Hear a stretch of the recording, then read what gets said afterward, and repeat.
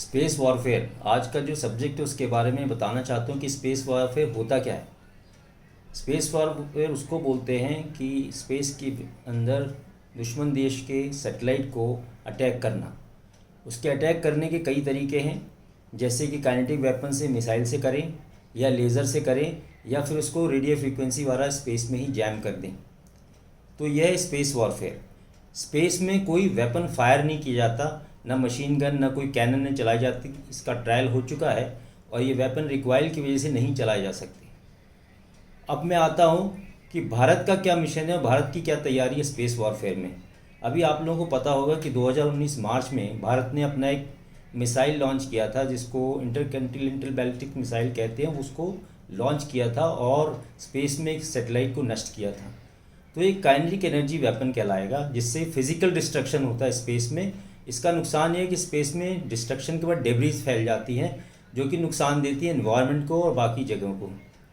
तो इसका उपयोग ज़्यादा नहीं होता, लेकिन ये एक टेक्नोलॉजी है जो कि भारत, अमेरिका, चीन और रशिया के पास है। जो 4 देश हैं उनके पास हो गया है।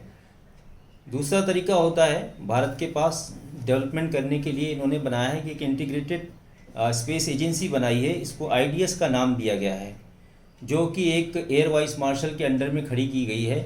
इसके अंदर अब काइनेटिक एनर्जी वेपन के अलावा laser, particle fired weapon, radio frequency jamming techniques ये डेवलप की जा रही हैं।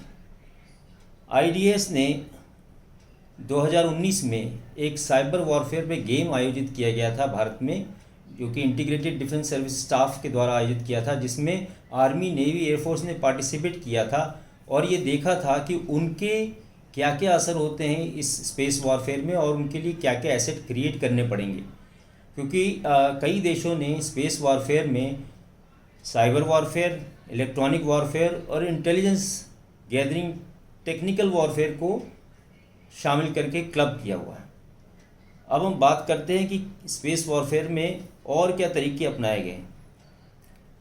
सबसे पहले मैं बताऊं कि स्पेस वॉरफेयर में एक टारगेट जो होता है बेसिकली वो सैटेलाइट होता है। वो सैटेलाइट होता है या तो कम्युनिकेशन सैटेलाइट, या वो इंटेलिजेंस गैदरिंग सैटेलाइट, या ऑब्जर्वेशन सैटेलाइट होते हैं। जब एक कम्युनिकेशन सैटेलाइट को डिस्ट्रॉय कर दिया जाए या ऑब्जर्वेशन सैटेलाइट को डिस्ट्रॉय कर दिया जाए, तो वॉरफील्ड में कम्युनिकेशन बंद होने के बाद सारी गतिविधियाँ स्टैंड स्टिल हो जाती हैं। क्योंकि आजकल हर एक वेपन सिस्टम जो है कम्युनिकेशन के ऊपर डिपेंड करता है, रेडियो ट्रांसमिशन और रिसीवर के ऊपर डिपेंड करता है। तो जो उसको डिस्ट्रॉय कर देगा वो बैटलफील्ड में विजेता होगा।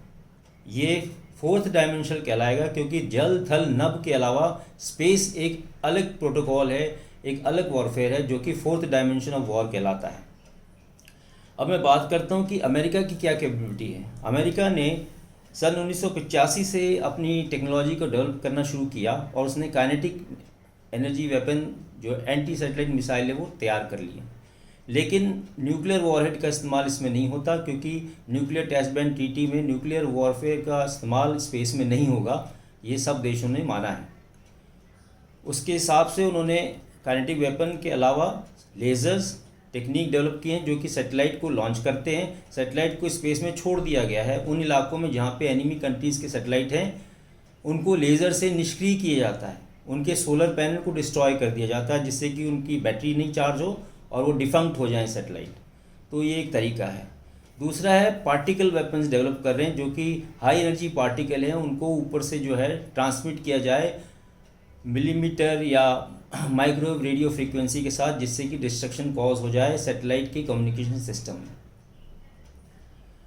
अब आता है यूएसएसआर। रशिया ने भी 1985 में अपनी स्पेस कमांड को इस्टेब्लिश किया और उसने सोल्यूट नाम के उपकरण सैटेलाइट को लॉन्च किया, जिसमें ये लेज़र टेक्निक विकसित की गई थी। उसको टेस्ट फायर करके देखा और अपने ही सैटेलाइट को, पुराने जो निष्क्रिय थे, उनको नष्ट करके सक्सेस हासिल की।